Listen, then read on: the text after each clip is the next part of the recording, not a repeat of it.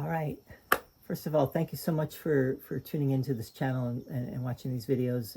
If you have been, or even if you're just tuning in today for the first time, for those who may be coming from the Jewish, out of the Jewish tradition, Shalom. I am Jewish by birth. I grew up in the on the mainline Philadelphia area. Went to a conservative synagogue, and I got a bar mitzvah when I was 13. Actually, two bar mitzvahs, but that's another story. And then I really didn't like Hebrew school, and I didn't learn that much. But when I was done college and I had studied philosophy, I went abroad. I was going to travel the world, but I actually ended up in Israel for a couple of years, from 91 to 94.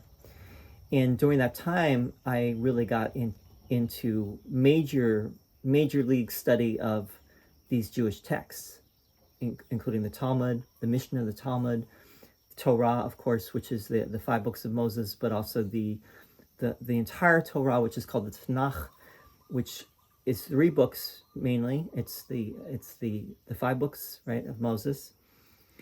Well, it's the let's see, yeah, it's the Torah, Ketuvim, and Nevi'im, right? The Nevi'im are the prophets, Ketuvim are the writings, such as the writings would include like Job and Ecclesiastes and Proverbs, etc. Song of Songs, right? The Nevi'im would include all the prophets, and then the Torah. I forget what the Torah includes. It's the five books, and then Joshua. I believe Joshua and Judges. I'm not. You would think that I would know better, but I'm forgetting now. So I'll have to look that up. But today's video is going to be about a very interesting story. And the reason I'm bringing this story is because I think this story applies not just to people in the Jewish tradition, but I think this story is one for the ages, and one for anyone who is dabbling or delving into mysticism. And mysticism, we might also say the occult. We'd have to define what these terms mean, but I think you know what I mean, and you know that these are danger. It can be dangerous, right? Can be fraught with problems if you don't, if you're not informed and you're not prepared. You might get into trouble, right? And you might see things that can be traumatic, actually. You may encounter things which scare the living daylights out of you, scare the shit out of you. So this story actually talks about that. And I like to think of this. I brought this story up with a friend who was also Jewish. We had done ayahuasca together, and he saw some things on his ayahuasca journey that really scared him. And I told him about the story. I told him that the path of the path to awakening, let's say, is not an easy path. And in the Upanishads, which are the Hindu, some of the Hindu scriptures, and in particular, it's in the Katha Upanishad. It says that the path is like a razor's edge, right? It's fraught with peril, with dangers, with, if you don't have a guide, if you don't have guidance, if you don't have preparation, if you don't have information, you may get yourself into trouble, right? So that's what I told my friend. It's like, this story is a cautionary tale. So here's the story. I'm going to read it first in English, then I might read it in Hebrew. I believe that, I know that a lot of the Talmud is in Aramaic. This story, I think, is mainly Hebrew, and I'm not sure why, because I think it might be in Aramaic in the Talmud, but I could be wrong about that. and maybe I'm reading from the Mishnah. I'm not sure. Someone out there can correct me. It's Chagiga 14b 8-9. A Torah scholar out there might want to correct me on this. But here's the English, and then I'll do the Hebrew, and then we'll go back to the English again. Now this English, I'm reading this from Sefaria.org, and I'll put that in the description. This site is very nice. What they do is they give you in bold, they give you what the text actually says, and then in unbold, regular font, they give you a little explanation, some explanatory material. So I'm going to read both. I'll tell you what the bold is and then what their commentary is. The sages taught, 4 entered the orchard, and it's called the Pardes, right? And sometimes people translate this as paradise, but the word is actually Pardes. And then they say in commentary, that is, they dealt with the loftiest secrets of Torah, these 4 sages. And they are as follows. These are the names of the sages, the rabbis: Ben Azai, Ben Zoma, Acher. And then the commentary is Acher. Who is Acher? Acher means the other, a name for Elisha ben Avoya. And why is he called the other? This is me talking now. Why is he called the other? Because he was a heretic. He actually left the faith, and so he was called Acher. And he was a rabbi. He was a rabbi who became a heretic. And Rabbi Akiva, who was one of the most famous rabbis ever. So Rabbi Akiva, and then their commentary, the senior among them, said to them, when, and then commentary, upon your arrival in the upper worlds, and then bold, you reach pure marble stones, do not say water, water. And then they commented, although they appear to be water. And then bold, because it is stated, he who speaks falsehood shall not be established before my eyes. And that's from Psalm 101, verse 7. So here it is in Hebrew. Tanu Rabbanan. Arba'a nichnisu b'pardes. Ve'elu hen ben Azai uven Zoma Acher Rabbi Akiva. Amar lahem Rabbi Akiva,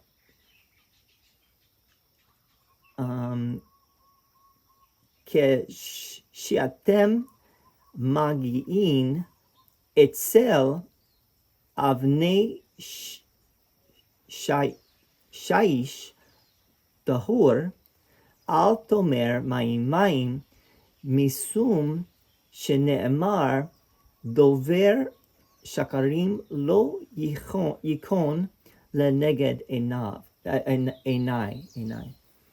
All right, so again, here's just in English. The sages taught, 4 entered the orchard, Pardes. That is, they dealt with the loftiest secrets of the Torah, and they are as follows: Ben Azai and Ben Zoma, Acher, the other, a name for Elisha ben Avoya, and Rabbi Akiva. Rabbi Akiva, the senior among them, said to them, when upon your arrival in the upper world you reach pure marble stones, do not say water, water, although they appear to be water, because it is stated, he who speaks falsehood should not be established before my eyes. All right. All right, and then next part. The Gemara proceeds to relate what happened. This is commentary. Gemara proceeds to relate what happened to each of them. Ben Azai glimpsed at the divine presence and died. And with regard to him, the verse states, precious in the eyes of the Lord is the death of his pious ones. That's also from Psalms. Ben Zoma glimpsed at the divine presence and was harmed.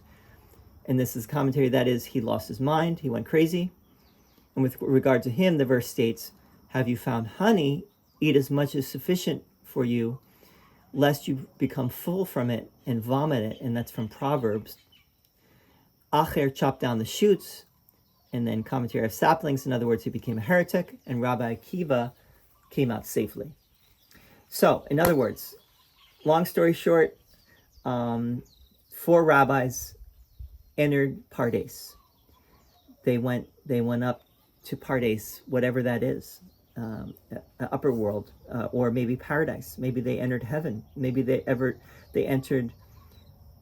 maybe they physically entered a heavenly realm, or the highest heavenly realm. Who knows what that is exactly? We'd have to really do some research on that. I'll talk about this in a minute, though, because Pardes has another meaning as well.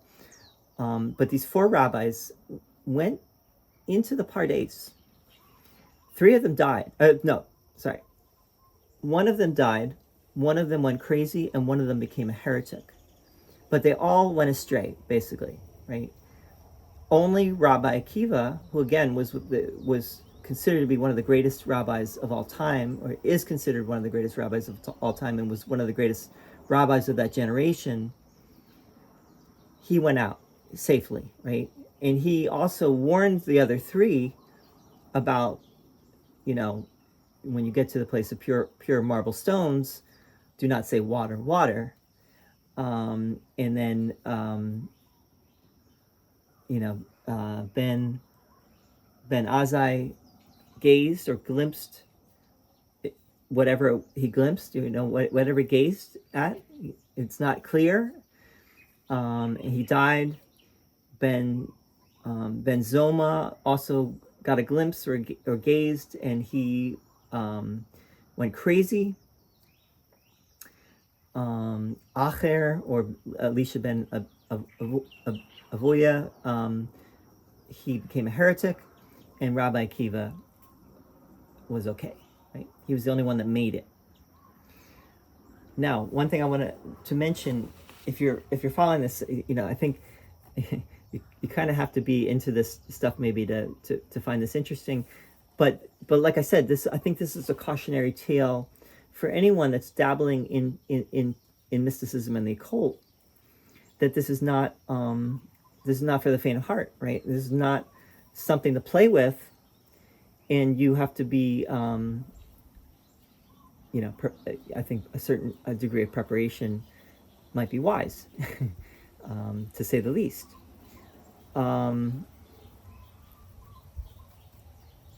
Pardes, the word Pardes. Pardes actually is an acronym for the 4 levels of interpretation that the rabbis considered were all valid means of interpreting Torah, right? The Tanakh. When they went to interpret it, there were these 4 exegetical approaches. The P in Pardes stands for Pshat, which is the simple or literal translation of a verse or interpretation of a verse. So if a verse says this, then this is what it means. The surface meaning. Then you have the R, which is Remez, which is you could say the metaphorical or allegorical meaning of a verse, meaning that you interpret it allegorically and not literally, not the surface reading, but more according to the going a little deeper into the meaning, which is a little below the surface. And then you have the D, which is Drash in Pardes. You're talking about the word Pardes, which is an acronym. The D in Pardes is Drash. Drash means in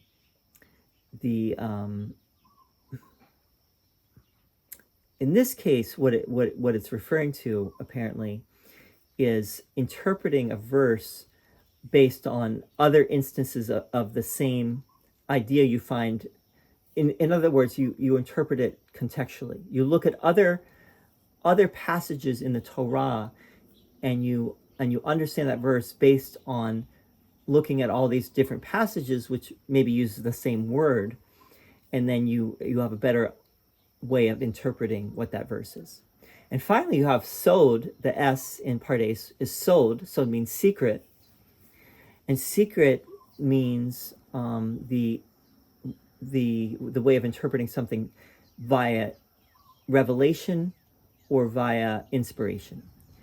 meaning the person interpreting it is not interpreting it from their mind, from their reason, from their own, you could say, ego, but rather they're interpreting the verse based on some inspiration that comes to them. And what I was thinking, if that's what Pardes, that's one understanding of Pardes, then it could be that these four rabbis represent the four different ways of interpreting Torah, right? So maybe Ben Azai is Pshat, maybe Ben Zoma is Remez, maybe Acher